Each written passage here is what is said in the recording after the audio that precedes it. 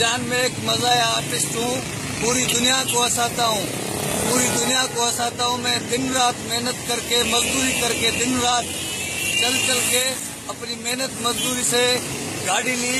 मैं इधर इतवार बाजार में आया हूँ अलादीन पार्क के साथ।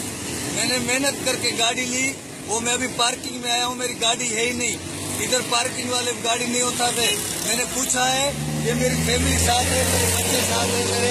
मैंने पूछा है, इधर से बोल रहे हैं कि ये गाड़ी इधर तो पार्किंग वाले नहीं उठाते, आपकी गाड़ी चोरी हो गई है। और हर इतवार को 2-3 गाड़ियां चोरी होती है।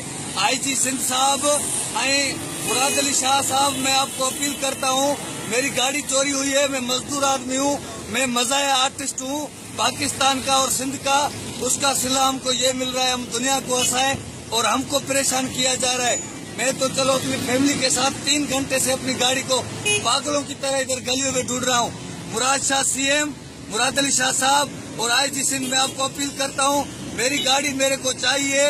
अगर मेरे को गाड़ी नहीं मिली, मैं इन बच्चों के साथ अपने आप को जला दूंगा, ये मैं आपको बता रहा हूँ।